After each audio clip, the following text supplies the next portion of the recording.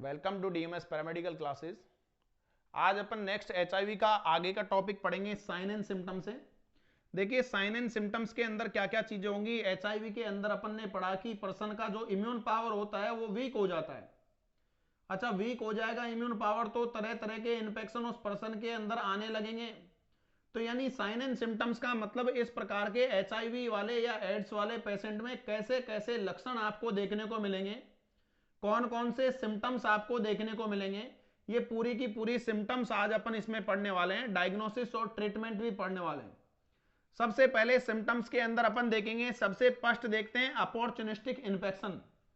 देखिए opportunistic infection का मतलब होता है ऐसा मौकावादी। मौकावादी जानते हो ना, मान के चले आप थोड़े वीक हो जाएं तो तरह तरह के जो भी आपके बताओ अगेंस्ट में है, जो भी आपके दुश्मन है, तो वो आपको गिराना चाहेंगे, बार बार आपके ऊपर अटैक करना चाहेंगे।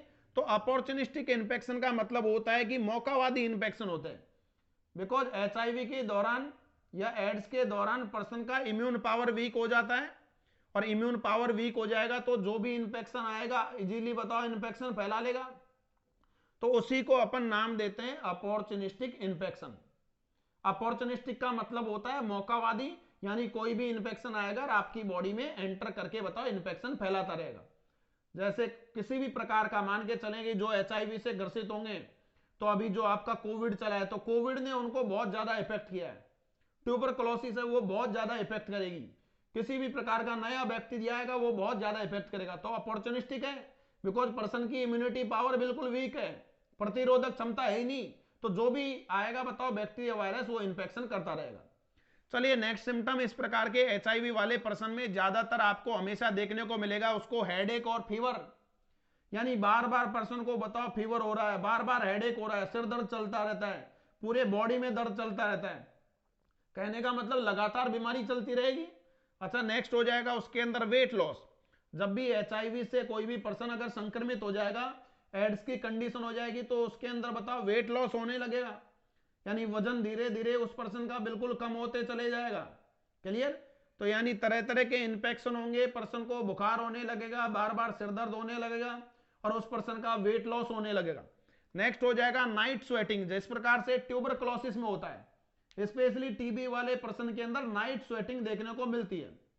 तो इस एचआईवी वाले पर्सन के अंदर भी फीवर और हेडेक के साथ नाइट स्वेटिंग देखने को मिलेगी। यानी रात में पर्सन को बहुत ज्यादा पसीने आएंगे, बहुत ज्यादा स्वेटिंग होगी, वीकनेस हो जाएगी पूरी बॉडी में। अच्छा, नेक्स्ट हो जाएगा डिक्रीज CD4 सेल्स। अब भैया ये CD4 सेल्स होती क्या है? देखिए CD4 सेल्स के बारे में समझ लें। आप जब भी ब्लड जब आपको पढ़ाएंगे तो ब्लड के अंदर आपको समझाएंगे। ब्लड के अंदर देखिए आपकी डिफरेंट टाइप की, 3 प्रकार की आपकी क्या होती है बताओ सॉरी, ब्लड के अंदर आपकी 3 प्रकार की सेल्स होती है, जिसमें आरबीसी, डब्ल्यूबीसी और प्लेटलेट्स होंगी। डब्ल्यूबीसी को जब अपन डिवाइड करेंगे तो 2 पार्ट में डिवाइड करेंगे, जिसमें ग्रेनुलोसाइट और एग्रेनुलोसाइट 2 प्रकार की आएंगी। फिर ग्रेनुलोसाइट में 3 आएंगी, जिनमें न्यूट्रोफिल, बेसोफिल और इयोसिनोफिल। और एग्रेनुलोसाइट में 2 प्रकार की आएंगी, जिनमें मोनोसाइट और लिम्फोसाइट। फिर उसके बाद में जब लिम्फोसाइट को भी डिवाइड करेंगे तो 2 प्रकार में विभाजित करते हैं, जिसमें टी लिम्फोसाइट और बी लिम्फोसाइट। फिर टी लिम्फोसाइट को भी डिवीजन करेंगे तो 4 प्रकार में डिवाइड करेंगे, और 4 प्रकार में डिवाइड करते हैं, जिसमें बताओ T killer, T helper, T suppressor और एनके सेल। 4 प्रकार की सेल्स होती हैं। तो यानी कहने का मतलब एक प्रकार का डब्ल्यूबीसी का पार्ट है CD4 सेल। CD4 सेल जो होती है वो डब्ल्यूबीसी का पार्ट है, इनको अपन टी हेल्पर सेल के नाम से जानते हैं। अच्छा, CD4 सेल्स जो होती है उनकी नॉर्मल जो काउंटिंग होती है, इसको अच्छे तरीके से समझें। CD4 सेल्स जो होती है वो नॉर्मली बताओ आपके अंदर कितनी संख्या में होती है? 1000 से 1500 के बीच संख्या होती है। CD4 सेल्स काउंटिंग जो होगी, कभी भी आप जांच कराएंगे तो आपकी बॉडी में 1000 से 1500 के बीच नॉर्मल मिलेंगी। लेकिन ऐसे एचआईवी वाले पर्सन के अंदर या जिसको एड्स हो जाए, उस एड्स वाले पर्सन के अंदर इसकी काउंटिंग कितनी हो जाती है बताओ? 250 से भी कम आने लग जाती है। यानी 250 से भी कम आ जाती है CD4 सेल्स। यानी नॉर्मली कितनी होनी चाहिए थी बताओ? 1000 से 1500 के बीच। लेकिन किसी भी पर्सन में जांच कराएं, उसमें देखने को मिले भैया CD4 सेल्स तो 240 ही हैं, CD4 सेल्स तो 250 से नीचे आ गई, 250 ही है। इसका मतलब इंडिकेट करेगा कि आप कंफर्म ही ये मान के चलें आप HIV पॉजिटिव हो गए हैं, बिकॉज HIV पॉजिटिव और एड्स की कंडीशन में ही आपके CD4 सेल्स जो होते हैं उनके काउंटिंग कम हो जाती है, और जैसे जैसे CD4 सेल्स की काउंटिंग कम होगी आपकी प्रतिरोधक क्षमता यानी इम्यूनिटी पावर बिल्कुल आपकी कमजोर होती चली जाएगी, और जैसे जैसे इम्यून पावर कमजोर होगा आपके अंदर तरह तरह की बीमारियां होने लगेंगी। बोलो समझ में आ रहा है? तो ये ध्यान रखें, जिन भी पर्सन के CD4 सेल्स काउंट जब तक नॉर्मल रहेंगे तो नॉर्मल है, इसका मतलब उनका इम्यून पावर भी बिल्कुल नॉर्मल है। अगर हो सकता है बीमार पड़ सकते हो लेकिन इतना ज्यादा सीरियसली स्टेज पे नहीं जाओगे, और जितनी CD4 सेल्स काउंटिंग कम होती चली जाएगी पर्सन का इम्यून पावर भी कम होता चला जाएगा। और HIV और एड्स के अंदर होता यही है कि पर्सन की CD4 सेल काउंटिंग डिक्रीज हो जाती है, 250 से भी नीचे आ जाती है, जो कि नॉर्मली 1000 से 1500 होनी चाहिए। क्लियर? तो ये सिम्टम्स में, साइन एंड सिम्टम में आपको देखने को मिलता है कि पर्सन की CD4 सेल्स काउंटिंग भी कम हो जाती है। अच्छा, नेक्स्ट, ऐसे पर्सन के अंदर लिवर डिजीज होना शुरू हो जाती है, लिवर डिजीज और किडनी डिजीज।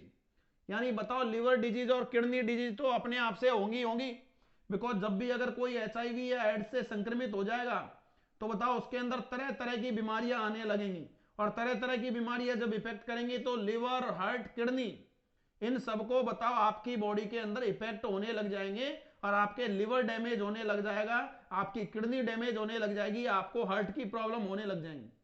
यानी ओवरऑल आपके अंदर HIV या एड्स वाले पर्सन के अंदर जो ऐसा पर्सन ग्रसित हो जाता है उसमें तरह तरह की बीमारियां बार बार होती रहती हैं, यानी उसके अंदर रिवर्सिबल इंफेक्शन होता रहता है, बार बार एक चीज ठीक नहीं होगी उससे पहले दूसरी बीमारी ठीक नहीं होगी तीसरी बीमारी, तो इसी प्रकार से लिवर, किडनी, हार्ट सब डैमेज होने लग जाता है, उसको फीवर रहने लगता है, सिर दर्द रहने लगता है, बॉडी दर्द करेगी, वॉमिटिंग होगी, डायरिया होगा, सब तरह के सिम्टम्स आने लग जाते हैं HIV के अंदर, और ये सिम्टम धीरे धीरे धीरे धीरे बढ़ते जाते हैं, और बढ़ने की वजह से ही क्या हो जाती है, पेशेंट की डेथ हो जाती है। बोलो क्लियर? तो ये सिम्टम्स थे आपके, जिसके अंदर पूरे के पूरे सिम्टम्स दिखाए कि आपको HIV के अंदर किस किस प्रकार के सिम्टम देखने को मिलेंगे। चलिए, सिम्टम के बाद में अपन नेक्स्ट बात करते हैं डायग्नोसिस। डायग्नोसिस के अंदर अपन बात करेंगे कि अपन HIV वाले पॉजिटिव पर्सन है या नहीं है, उसकी अपन किस प्रकार से जांच करें, कैसे जांच पड़ताल करोगे कि भैया किस प्रकार से आपको मान के चलिए किसी पर्सन को HIV हो भी गया, तो बताओ उसकी जांच करने के लिए तो ये नीचे के टेस्ट करेंगे, लेकिन हिस्ट्री तो कलेक्ट करनी पड़ेगी। मान के चले कोई भी पर्सन है जिससे आप पूछे ऐसा इन्फेक्शन हुआ है, उसकी आप HIV की जांच कर रहे हो, तो उससे आप पूछोगे कि भैया कभी किसी प्रकार की कोई निडिल आपको चुभी थी क्या, बिकॉज अपन को पता है कि बताओ निडिल अगर चुभी होगी या सेक्सुअल एक्टिविटी अनप्रोटेक्टेड हुई होगी कोई इन्फेक्टेड पर्सन के साथ, या कोई फैमिली मेंबर को HIV होगा, तो जब ही फैल सकता है। तो सबसे पहले हो जाएगा हिस्ट्री कलेक्शन। हिस्ट्री कलेक्शन का मतलब उसका पूरा बायोडाटा कलेक्ट कर लो कि भैया आपको कभी जिंदगी में कोई ऐसे इन्फेक्टेड निडिल चुभ गई थी क्या, कोई पर्सन का आपने कभी सैंपल लिया हो, या किसी पर्सन से ब्लड कांटेक्ट हो गया हो, या किसी का इंजेक्शन आपने कहीं पे लगाया हो आपको चुभ गया हो, किसी भी माध्यम से ऐसी कोई इंजरी हुई थी क्या। दूसरी चीज पूछेंगे कि भैया आपने कभी भी किसी पर्सन, कोई भी ऐसा पर्सन जो सस्पेक्टेड है, हो सकता है HIV एड्स हो, उसके साथ अनप्रोटेक्टेड सेक्सुअल एक्टिविटी की थी क्या। अच्छा, उसके साथ में अपन नेक्स्ट ये भी हिस्ट्री लेंगे कि कभी आप ऐसी कोई भी सेक्स वर्कर्स के पास में कहीं पे भी कोई सेक्सुअल एक्टिविटी हुई थी। नेक्स्ट अपन डिटेल पूछेंगे कि आपकी फैमिली के अंदर किसी भी मेंबर को ऐसी कोई बीमारी है। यानी कहने का मतलब पूरी की पूरी अपन पेशेंट से हिस्ट्री कलेक्ट करेंगे, क्योंकि हिस्ट्री कलेक्ट करने से आपके पास में एक आइडिया आ जाएगा कि इसको किस प्रकार से इन्फेक्शन हुआ होगा। अच्छा, दूसरा हो जाएगा बताओ फिजिकल एग्जामिनेशन। फिजिकल एग्जामिनेशन के अंदर आप पेशेंट का वेट चेक करोगे, बिकॉज वेट धीरे धीरे उसका टाइम के साथ डिक्रीज होता चला जाएगा, उसका बॉडी स्ट्रक्चर देखोगे कहां कहां क्या इंफेक्शन हो रखा है, तो फिजिकल एग्जामिनेशन करोगे। अच्छा, थर्ड हो जाएगा आपका एलाइजा टेस्ट। एलाइजा टेस्ट आप डिटेक्ट करने के लिए करोगे, ये माइक्रोबायोलॉजिकल टेस्ट है आपके, ठीक है, सीरोलॉजिकल, जिनके अंदर आप एलाइजा टेस्ट करोगे, वेस्टर्न ब्लॉट टेस्ट करोगे, और साथ में CD4 सेल काउंटिंग कर लोगे। बोलो क्लियर? तो ये डायग्नोसिस के अंदर आपके कुछ स्पेसिफिक ये आपके टेस्ट हैं जिनको आपको परफॉर्म करने पड़ेंगे HIV या एड्स वाले पर्सन के अंदर, जिसमें डायग्नोसिस में सबसे पहले पर्सन की हिस्ट्री कलेक्ट कर लो, उसका फिजिकल एग्जामिनेशन कर लो, बॉडी टेस्ट कर लो, एलाइजा टेस्ट करो, वेस्टर्न ब्लॉट टेस्ट करो और CD4 सेल काउंटिंग कर लो। CD4 सेल काउंटिंग इंपॉर्टेंट है, इसको मैंने आपको बता दिया। जब भी किसी पर्सन की अगर 250 से नीचे CD4 सेल काउंटिंग आती है तो बताओ वो इंडिकेट करेगा कि पर्सन HIV पॉजिटिव हो सकता है। बोलो क्लियर। अच्छा, इसके बाद में मान के चलिए पर्सन जो है उसके अंदर सिम्टम देख लिए, सब कुछ हो गया, पेशेंट पॉजिटिव हो गया, तो पॉजिटिव हो जाने के बाद में आप क्या ट्रीटमेंट दोगे। अच्छा, ट्रीटमेंट से पहले तो अपन प्रिवेंशन की बात करेंगे। प्रिवेंशन और ट्रीटमेंट दोनों में डिफरेंस होता है। प्रिवेंशन का मतलब होता है कि बताओ आपके अंदर कोई भी बीमारी ना हो, उससे आप किस प्रकार से बच सकते हैं। तो प्रिवेंशन का मतलब तो यह होता है कि बीमारी होने ही मत दो, और ट्रीटमेंट का मतलब होता है बीमारी हो गई तो हो जाने के बाद आप उसको किस प्रकार से ठीक कर सकते हैं। बोलो क्लियर। तो पहले आप ये ट्रीटमेंट देख लो, उसके बाद में प्रिवेंशन वगैरह की भी मैं आपको बात बताऊंगा। ट्रीटमेंट में जब भी कोई ऐसा पॉजिटिव पर्सन हो जाता है उसके अंदर एंटी रिट्रोवायरल थेरेपी चलती है, ART एंटी रिट्रोवायरल थेरेपी चलती है। और इस एंटी रिट्रोवायरल थेरेपी के अंदर डिफरेंट टाइप्स की ड्रग्स चलती हैं, जिसमें आपकी जूडोविडीन हो सकती है, लेमिविडीन हो सकती है, नेवेरेप्रीन हो सकती है। इसी प्रकार की आपकी कॉम्बिनेशन के अंदर अलग अलग प्रकार के आपकी ड्रग्स चलाई जाती है। अच्छा, ये पूरी की पूरी दवा है। ट्रीटमेंट के अंदर अपन ने ये दवा लिख दी तो क्या ये दवा उस पर्सन को ठीक कर देगी क्या? बिल्कुल नहीं, ठीक नहीं करेगी। पर्सन को इतना कर सकती है कि ये जो दवा है ये पर्सन को ऐसा कर सकती है कि वो एक बेहतर जिंदगी जी सके। वो एक क्या कर सके बताओ? बेहतर जिंदगी जी सके। यानी ऐसे पर्सन के अंदर क्या हो जाएगा बताओ, जब भी आप ART चालू करोगे, इस प्रकार की दवा दोगे, तो जो पर्सन के अंदर बहुत ज्यादा सीरियस कंडीशन में सिम्टम्स मान के चलें 4 साल 5 साल में आ सकते थे, वो 10-12 साल में आएंगे। यानी कहने का मतलब HIV पॉजिटिव हो गया वो तो नेगेटिव कभी नहीं हो सकता। किसी प्रकार की दवा से अभी तक तो ऐसा कुछ है नहीं कि आप उसको नेगेटिव कर दें। लेकिन आप अगर इस प्रकार की एंटी रिट्रोवायरल थेरेपी चालू कर दोगे तो उससे पर्सन के अंदर जो तरह तरह के इंफेक्शन जो फैल रहे हैं, बहुत तीव्र गति से इम्यूनिटी पावर डाउन हो रही है, वो थोड़ा क्या हो जाएगी बताओ? कंट्रोल में रहेगी। और उस पर्सन के अंदर जो उसकी डेथ 10-12 साल में होनी थी वो 15-20 साल खिंच सकता है। यानी उसकी जो लाइफ है वो थोड़ी बहुत आप बेटर कर सकते हो, बाद बाकी उसको पूरी तरीके से आप नेगेटिव नहीं कर सकते। तो एंटी रिट्रोवायरल थेरेपी यही मदद करती है कि उस पर्सन के अंदर अगर इंफेक्शन हो गया है तो वो एक ठीक ठाक अच्छी जिंदगी जी सकता है, बाद बाकी उसको आप HIV नेगेटिव नहीं कर पाओगे। क्लियर। तो इस प्रकार का ट्रीटमेंट देते हैं। अच्छा, प्रिवेंशन के अंदर अपन क्या करेंगे? प्रिवेंशन के अंदर देखिए, प्रिवेंशन का मतलब हो गया कि ऐसी बीमारी होने ही मत दो। ट्रीटमेंट का मतलब तो हो गया, हो गई तो क्या बचाव करोगे, क्या दवा दोगे, ये तो दे दिया। प्रिवेंशन का मतलब होता है कि HIV अगर किसी भी पर्सन को होने, मतलब ऐसा है कि HIV हो रहा है तो उसको होने ही मत दो, रोको पहले ही। कैसे रोकोगे? सबसे पहला, अनप्रोटेक्टेड सेक्सुअल एक्टिविटी मत करो। क्लियर। दूसरा हो जाएगा, कोई भी अगर इन्फेक्टेड निडल है तो उसको बहुत तरीके से आप क्या करेंगे, उसका कैप आप बंद करेंगे और उसके बाद में उसको जहां भी डिस्कार्ड करनी है वो करेंगे। ऐसा नहीं किसी भी पेशेंट का सैंपल ले लिया उसको लेके घूम रहे हो पूरे हॉस्पिटल में, सभी को इन्फेक्टेड करते हुए फिरोगे। समझ में आ रहा है? तो यानी प्रिवेंशन का मतलब हो गया बचाव करो। किसी भी पर्सन का सैंपल ले रहे हैं, ट्रीटमेंट कर रहे हैं, तो ग्लव्स पहनो। ग्लव्स अगर आप पहन लोगे तो हो सकता है कि आप बच जाएं ऐसे इन्फेक्शन से। क्लियर।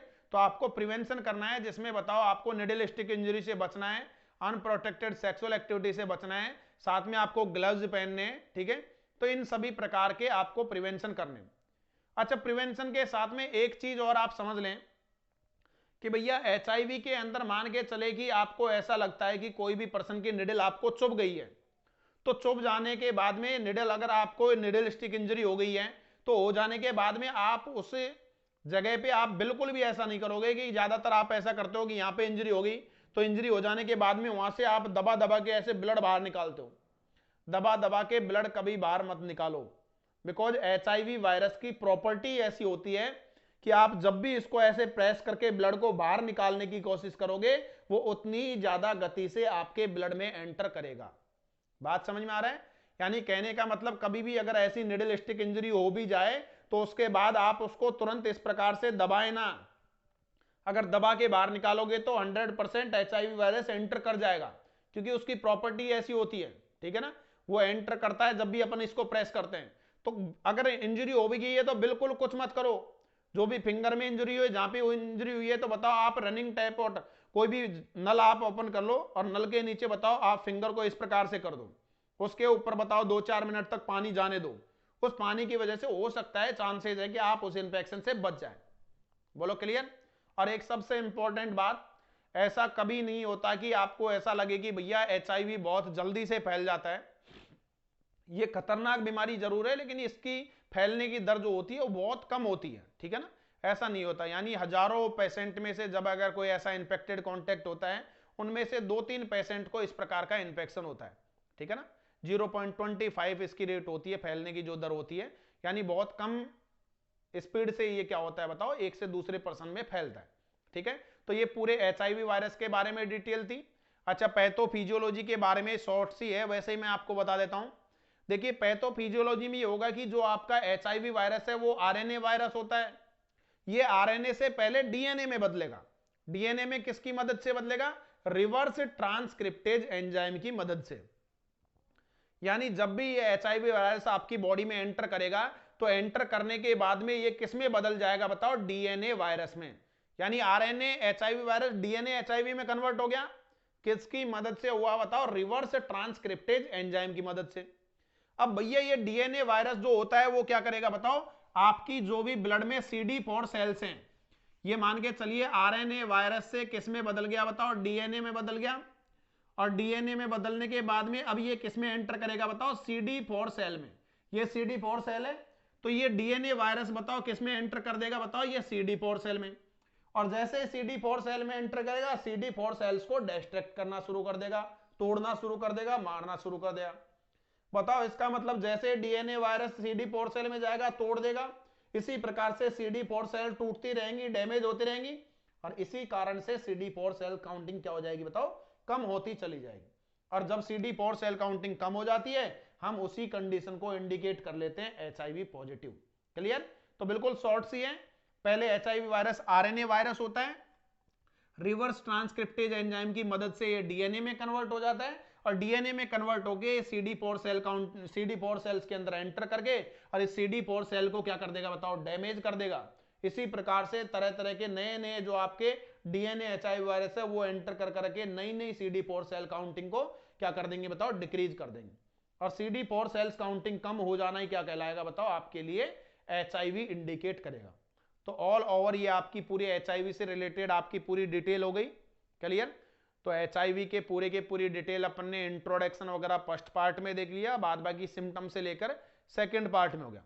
चलिए एचआईवी के बाद में फिर नेक्स्ट डिजीज अपन पढ़ेंगे हेपेटाइटिस या डायबिटीज मेलाइटस, हाइपरटेंशन। इन सभी प्रकार की जो भी इंपॉर्टेंट डिजीज ऐसी हैं जो कि बहुत ज्यादा इंपॉर्टेंट होती है, जिनके बारे में समझना बहुत जरूरी है, ट्रीटमेंट बहुत जरूरी है। तो नेक्स्ट डिजीज लेकर आएंगे अपन आगे की क्लास में। ओके, आज के लिए इतना ही। Thank you.